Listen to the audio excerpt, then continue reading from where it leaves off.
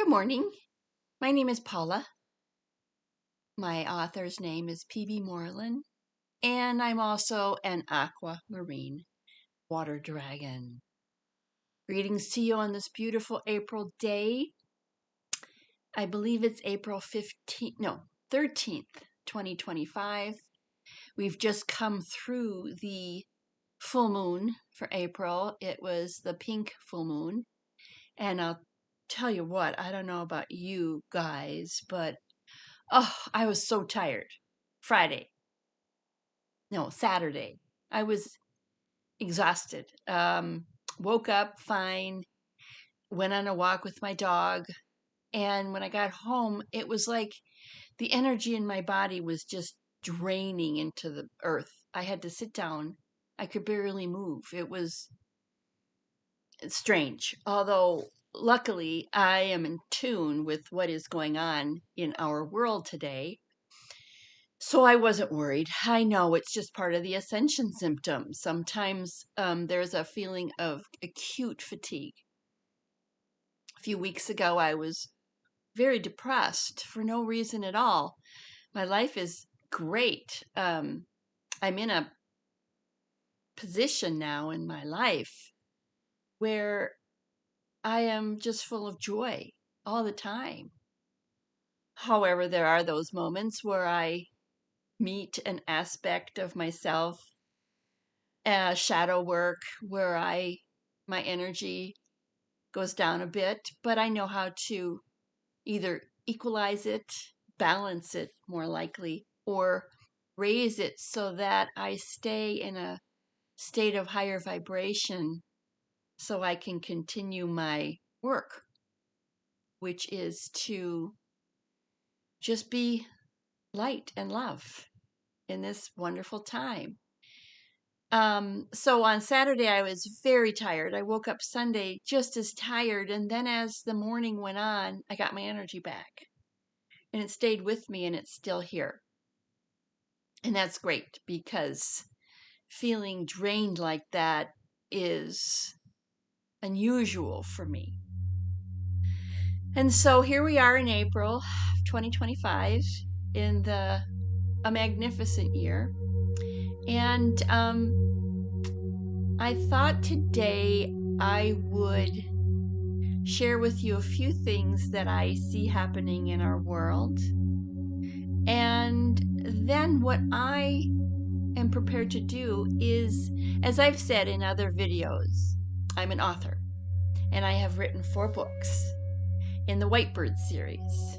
And I won't tell you who or what the Whitebird is because I want you to discover for yourself as I go through these videos and read portions of these books to you. Whether I am speaking as the author P.B. Moreland, who I am, or maybe I'll take on my crystal dragon form and read to you as the dragon. Or I could just talk to you plainly as my human self, who is Paula. I am in my middle of my 60s, and I'm bringing this up to you because I know a lot of beings in my generation who came through, were born in the late 40s, 50s, early 60s, right on that cusp of the baby boomers, let's say. Many of us came in for a purpose. However, we had no idea at the time. We came in right after, a lot of us came after, when I say came in, I mean born. Whether after the Second World War, after the threat of the nuclear annihilation, which was coming up during the Cold War. And a lot of souls came to this planet because Gaia called them. Let's just say that. And she needed their light because she also is a sentient being, our planet. And she is raising her vibration as I speak, as many humans are, through the compassion and light and love that they carry in their hearts. And so I speak to a lot of those, I'll say beings, humans in my generation, who are wondering what the heck is going on today in our world. They have children that are raising their own children, and it can look kind of frightening. But I tell you what, it is not frightening. It is exciting. And I say that with complete compassion, because we are living in a brilliant time in our Earth's ascension process, as we as humans who came here to help guide her through these challenging times. I know in my heart, without us and our light and our vibration, as many have said, we have come in as volunteers to, in particular waves, to carry our vibration to help launch the planet into the fifth dimension. And so today I want to read to you a chapter from book 5 called Blue Flames Rising. This book is not finished. This book I started in 2014 after the publication of my third book, Blue Crystal Mountains, which, by the way, is my favorite, only because I became more comfortable writing. I was going through some challenging times during those years, and I fell in love with the countries that Crystal traveled to. I feel like I've been there, and I really haven't. In this particular incarnation, I have not been to those countries. But since of my deep research with the help of many writers and travelers, I felt like I've been to these countries. So there is a chapter in book 5, and I'm going to read to you this chapter. No one else has heard these words before, and I thought I would share them with you because even though they were written in 2014, 15, 16, and maybe 2019, I don't remember, the years get gray, when we started with the virus and the world shut down. I'll share in another video how I had a very deep, painful encounter with a past life. I did a lot of shadow work, and I released a lot of trauma, which that shut down, the virus, brought up within me. Many of us did. And I was fully aware, consciously aware of releasing these shadows.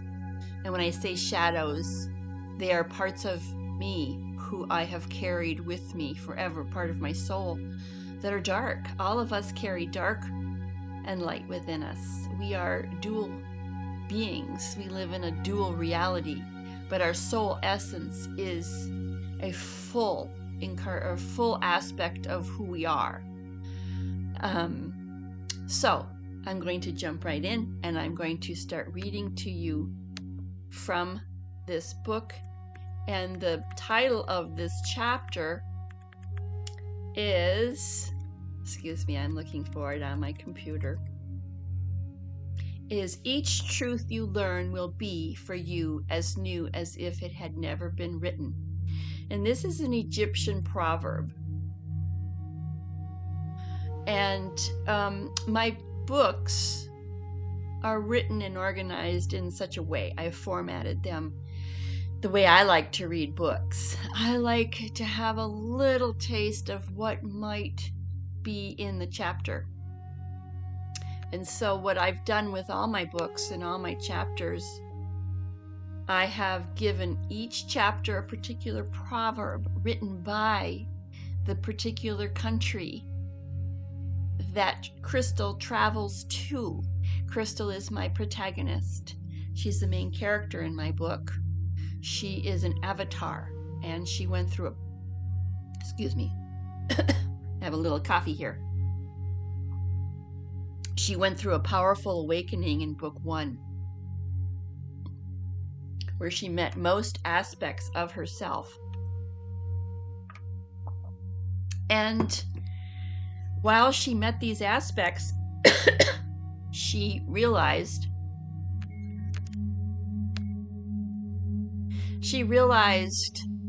unknowingly that she had awakened 12 aspects of herself. You'll learn about that as we go along. But let me continue reading. Dozens of miles below Earth's surface, a giant creature has responded to a powerful call. Many centuries have passed since she has stirred. She, like other dragons, reside deep in the elemental realms, having retreated from the physical plane, melding deep into the earth for quiet and protection. Buried deep in her memories is a great sorrow for what mankind did to her and her kind. And even though she understands not all humans are cruel, she has an innate mistrust of them. Regretting the disturbance which will awaken her memories, and surprised at the timing of the call, she begins gliding through Earth's endless indigo corridors with a certain grace belying her great bulk and age. She must stop and regain her strength. No one knows when she will grace the doors to the city buried deep within Gaia's hollow crystalline core. At last she arrives, looking fierce and elegant as a queen, now as ancient as Earth herself can look. Her sad yet wise, heavy-lidded eyes, a perfect pair of luminous, multifaceted gems, glide over the group of 12 star beings gathered in a half circle before her. She knows this group well. They were the ones who had found her dying on the mountaintop long, long ago. And if not for her, if not for their love, their light and compassion, she would have perished as many of her kind had. Seeing them again reminds her there is still compassion and hope in a once cruel world. She owes this group her life. It would not have responded to a call from any other being in the universe. With an elegant nod, she greets each star being, recognizing their unique galactic heritage. Before she greets the star being who first discovered her dying on the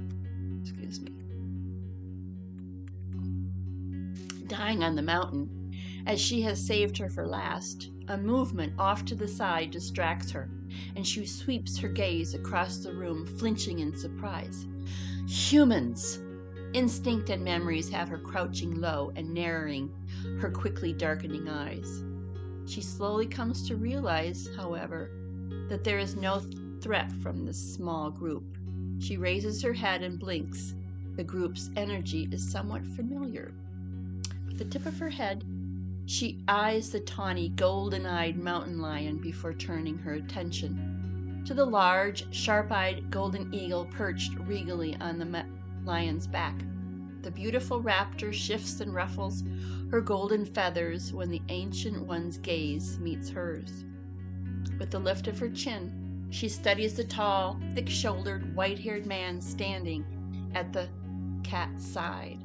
Her lips twitch when his bushy eyebrows begin to waggle.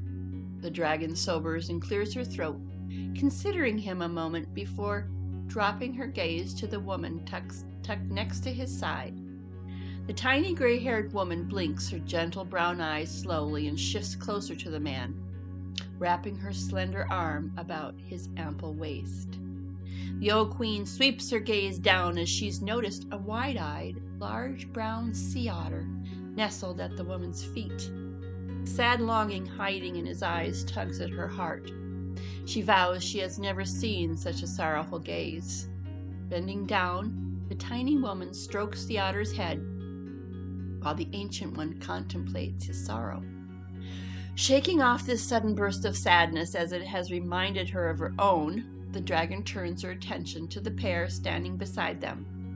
Deep lines of concentration spread across her forehead as she first studies the heavy-set, silvery brown grizzly bear and the exotic dark-eyed, black-haired woman wearing a blue headband, who rests her head on the bear's wide back. The woman's eyes flash brightly as she raises her chin in greeting, before she nods solemnly to the ancient one who has just come to the realization that these two are the direct descendants of the First Nation bloodlines and ancestors of the third brother clan and the Atlantean serpent. She has seen neither in an exceptionally long time. She nods in return and slowly shifts her attention to the surprisingly large iguana with the shimmering emerald scales and roving eyes. Her jeweled eyes brighten and sparkle as she regards the small round man who has draped his arm intimately across the iguana's back. The man's thick black mustache sweeps out wide as he throws her a magnificent toothy smile. She gives him a nod in greeting, his nod joining the others as they acknowledge her with the honor she is due. The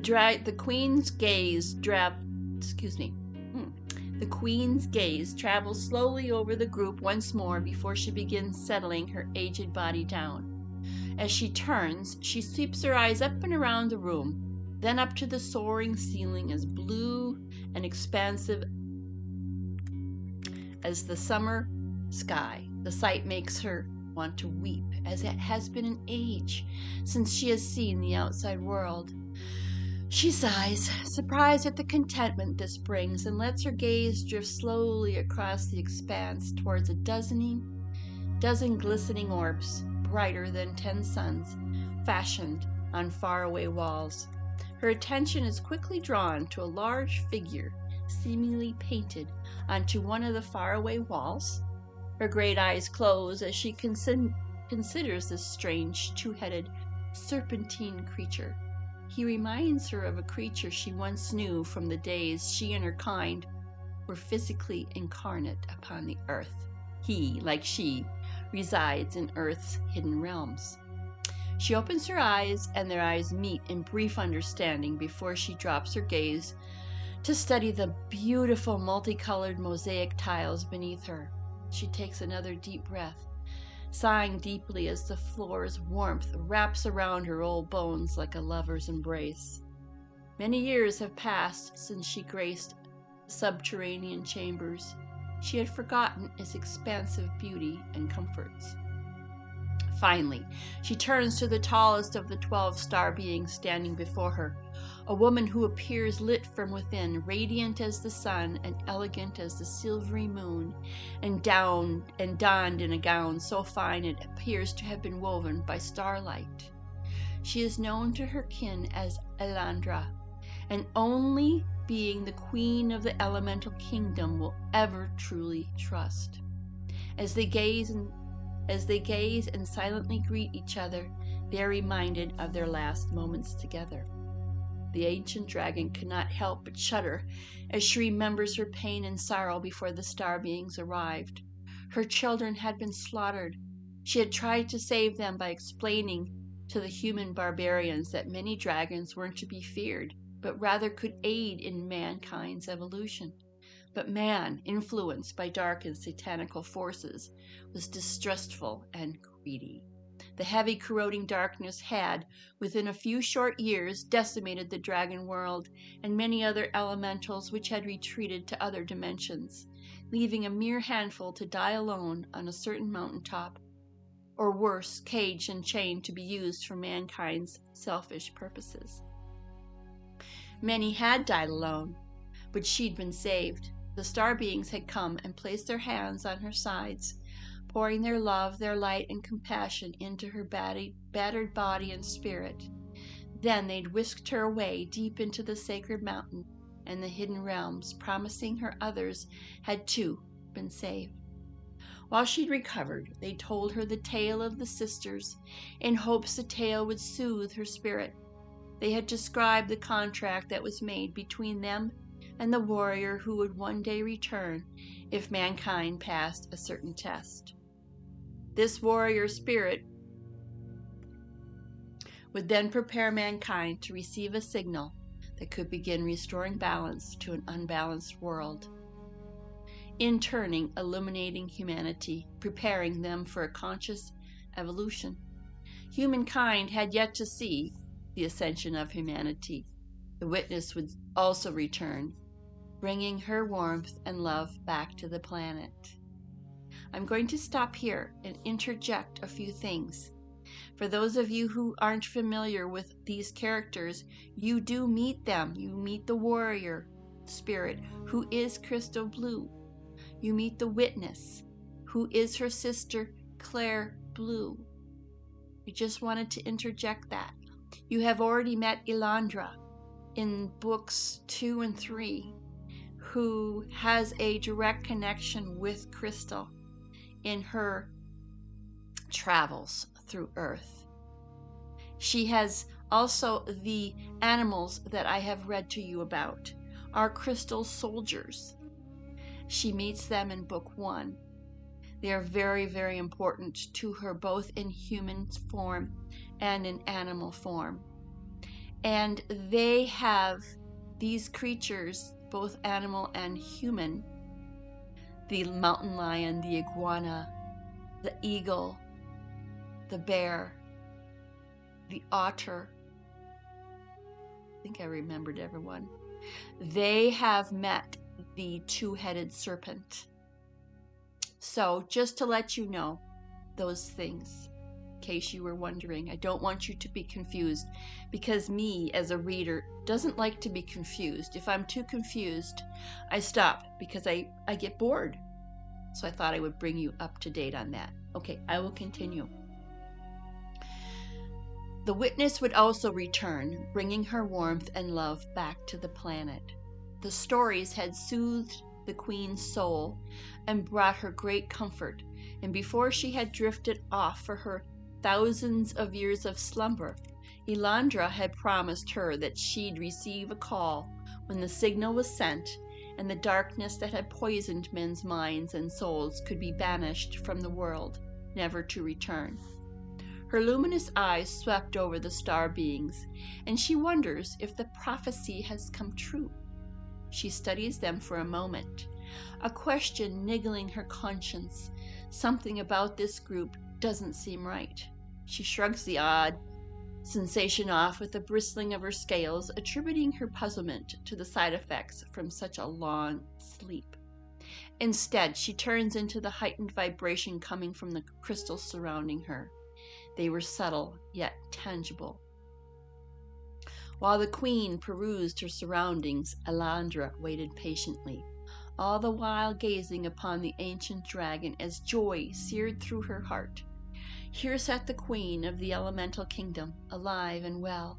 She would never forget finding her bereft and alone, dying on the snowy mountaintop, knowing then the days of the dragons were over, but now it was time for her kind to return. Having felt the movement of the gray, an ancient beast sleeping well below the deepest trench in the Pacific Ocean, I will tell you this too, readers, that the gray is more than just a gray. He is the beast of the 666, who I in my books have slumbering, who is responsible for much of Earth's destruction and humanity's misery over the last millennia. Okay, that's just a little foreshadowing.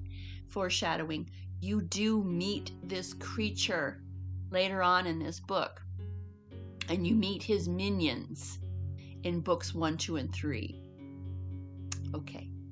Having felt the movement of the gray, an ancient beast sleeping well below the deepest trench in the Pacific Ocean, and the arrival of another, she had sent the call to the giant serpentine creature lounging before her. And this is Elandra thinking this.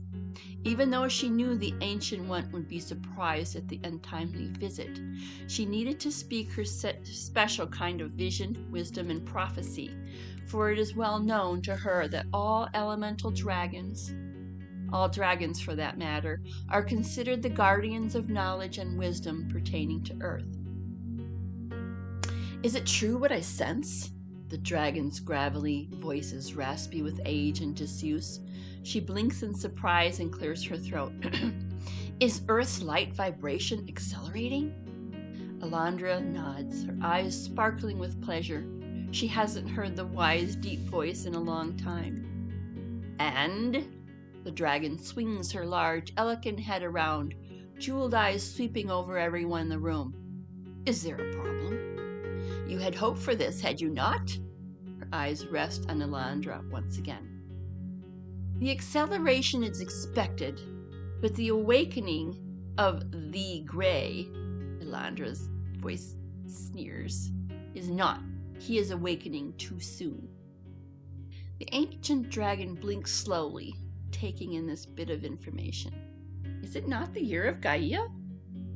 Yes, but the signal for ascension is not due for many months, replies Elandra. The old dragon tilts her head. Why then is he stirring sooner than expected? Elandra sighs, lifts her hands, and let them fall. Well, there are two possibilities.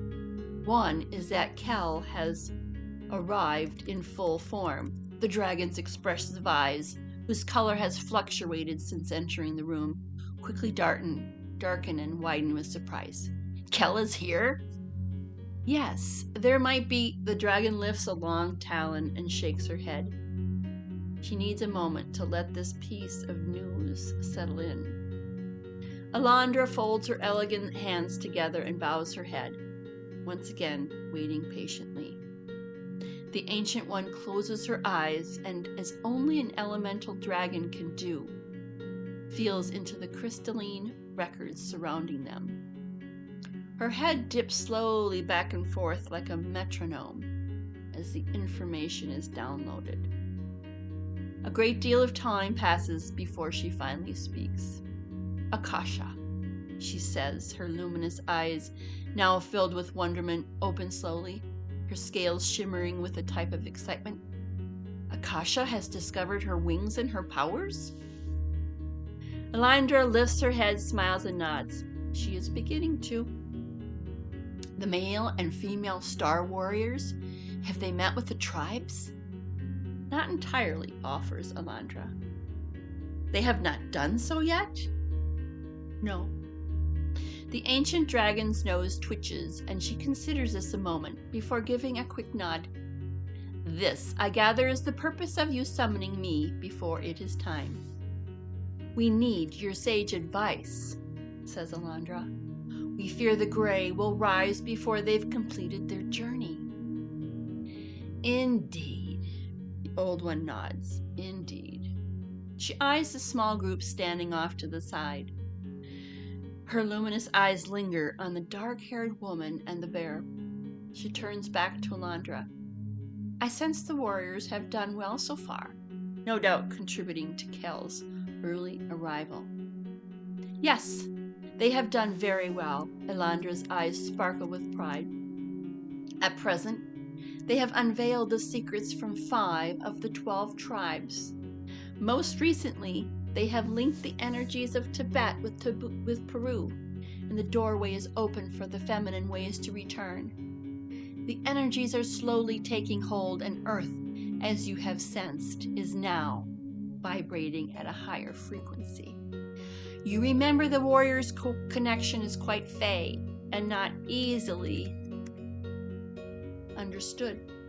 They've only just discovered how tenuous their relationship is, for as we now know, one cannot live or die without the other.